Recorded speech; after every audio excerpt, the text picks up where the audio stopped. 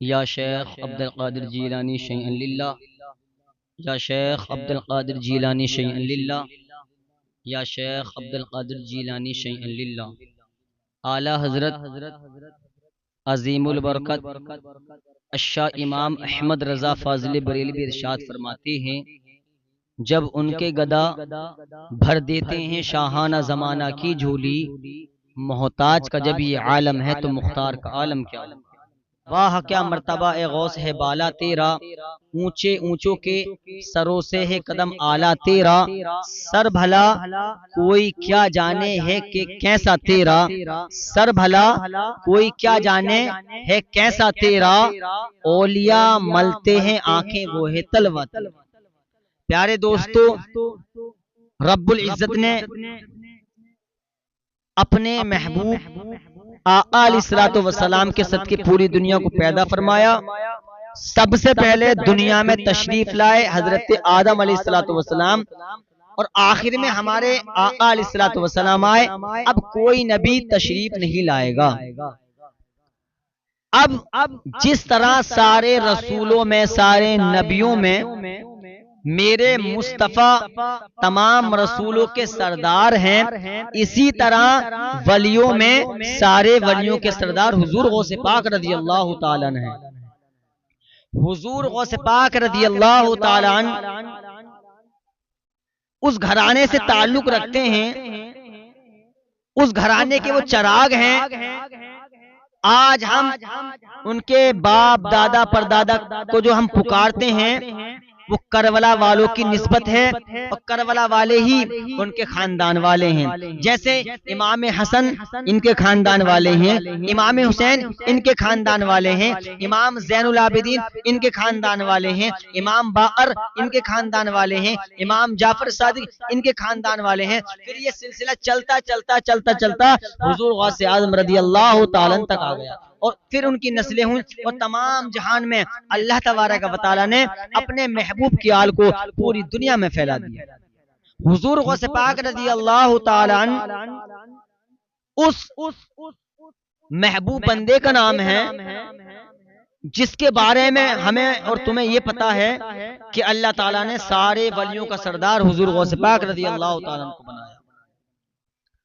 आपने सुना होगा, मुकर्रिरीन फरमाते हैं, उलमा फरमाते हैं कि सारे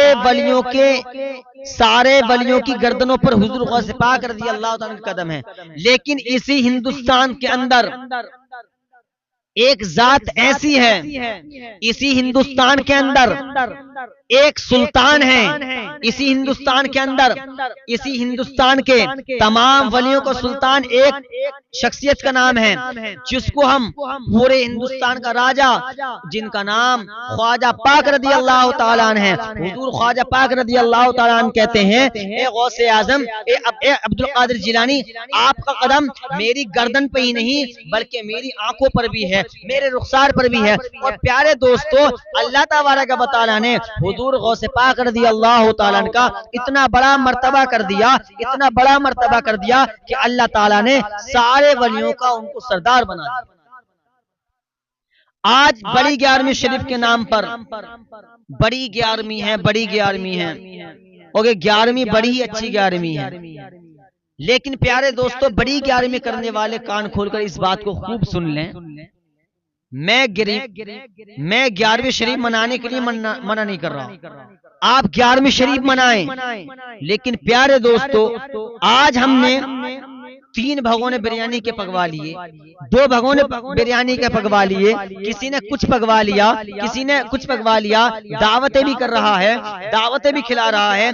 लेकिन प्यारे दोस्तों, खाना खिलाना एक अच्छा काम है, खाना खिलाना एक अच्छा सवाब का काम है। लेकिन प्यारे दोस्तों, जिन बुजुर्ग के नाम से, जिन औलिया के नाम से, जिस अब्दुल कादिर जिलानी, जिस हुजूर गौसे पाक, जिस शख्सियत के नाम से हमने ये बिरयानी पकवाई है, खाना बनवाया है, लेकिन हमें उनकी सीरत को भी पढ़ना चाहिए। हुजूर गौसे पाक ने कभी नमाज नहीं छोड़ी। आज हमारा मुआशरा क्या कर रहा है? हमारे मुआशरे में ये बात आम हो चुकी है कि हम करते क्या हैं? हम करते ये हैं, हमने एक भगोना बिरयानी का बनवाया, हमने अपने दोस्तों को दावत खिला दी, लेकिन हमने नमाज तर्क कर दी, हमने नमाज जोहर भी छोड़ दी, हमने नमाज असर भी छोड़ दी, हमने नमाज मगरिब भी छोड़ दी, हमने नमाज इशा भी छोड़ दी, हमने नमाज फजर भी छोड़ दी। तुम कितनी ही बिरयानी पकवा कर हुजूर गौसे पाक के नाम से तुम लंगर लुटा दो, कसम खुदा की, लेकिन हुजूर गौसे पाक तुमसे राजी ना होंगे। अब तुम दलील मांगना चाहोगे तो दलील सबसे बड़ी यही है कि हुजूर गौसे पाक ने कभी नमाज ना छोड़ी, पक्का दामन पकड़ना इस बात की दलील है। हम जो कहते हैं कि गौसे पाक का दामन नहीं छोड़ेंगे, अरे गौसे पाक का दामन पकड़ने का मकसद ये है कि हम आज से ही अहद कर लें, या अल्लाह कुछ भी हो जाए हर हाल में हम नमाज पढ़ेंगे, किसी भी हाल में हम नमाज नहीं छोड़ेंगे। अल्लाह पाक की बारगाह में हम सजदा रेज़ हो जाएंगे और अल्लाह ताला की बारगाह में ये दुआ करेंगे, या अल्लाह हमें सीधा रास्ता चला, या अल्लाह जो हुजूर गौसे पाक ने काम किया है हमें भी ऐसी तौफीक अता कर दे अल्लाह, हम भी वही काम करें जो गौसे पाक ने किया। आज हम बिरयानी बनवाते हैं, खाना खिलाना अच्छी बात है, मैं मना नहीं कर रहा हूँ, लेकिन प्यारे दोस्तों बिरयानी पकवाने से पहले, बिरयानी खिलाने से पहले आप सबसे पहले नमाज की पाबंदी करें। आप नमाज की पाबंदी करें। अगर हुजूर गौसे पाक को खुश करना चाहते हैं तो आप नमाजों की पाबंदी करें। हुजूर गौसे पाक की करामतें बेशुमार करामतें हैं। एक बूढ़ी औरत आपकी बारगाह में हाजिर हुई, एक बच्चे को लाई और लाने के बाद में कहा, इतना कहा, फिर बूढ़ी औरत आई हुजूर गौसे पाक की बारगाह में, एक बच्चा लाई, लाने के बाद में कहा हुजूर आप इसको अपनी बारगाह में रख लीजिए, ये कुछ इल्म दीन सीख लेगा, आपकी सोहबत में रहेगा। तो हुजूर गौसे पाक रज़ी अल्लाह ताला ने इरशाद फरमाया ठीक है इसको छोड़ जाओ। कुछ दिन के बाद वो बूढ़ी औरत अपने बेटे को देखने के लिए आई।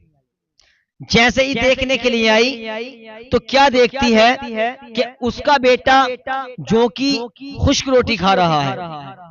परेशान हो गई वो औरत, सोचने लगी, ये सोचने लगी कि मेरा बेटा जो कि खुश्क रोटी खा रहा है, दुबला पतला हो चुका था।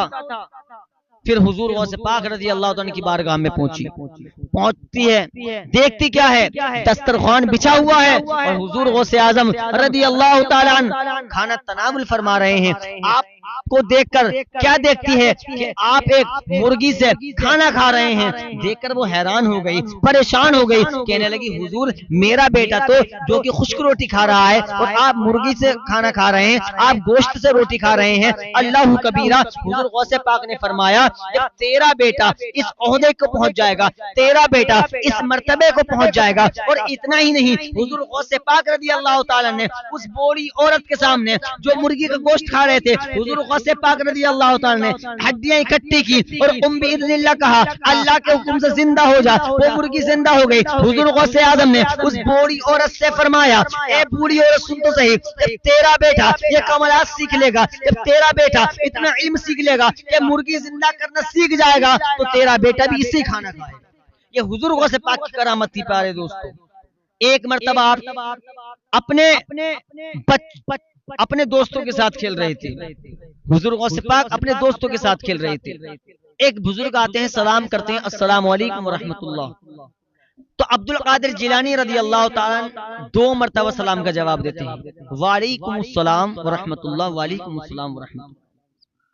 उन बुजुर्ग ने पूछा ए अब्दुल कादिर जिलानी, ए बेटे ये बताओ हमने सलाम 1 मर्तबा किया है, तुमने 2 मर्तबा जवाब क्यों दिया?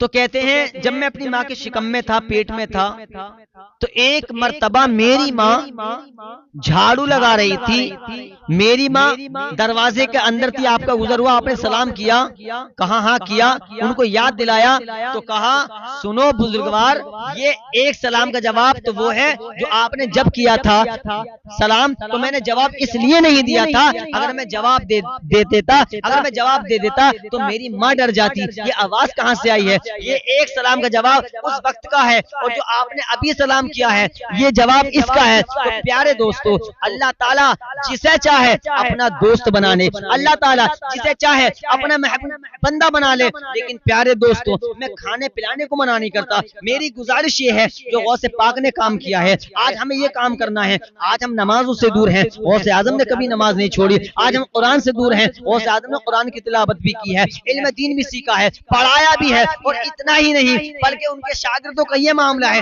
तमाम शागिर्द हैं, वो शागिर्द क्यों ना हो। हुजूर गौस पाक रज़ियल्लाहु ताला अन्हु का इल्म का ये आलम था।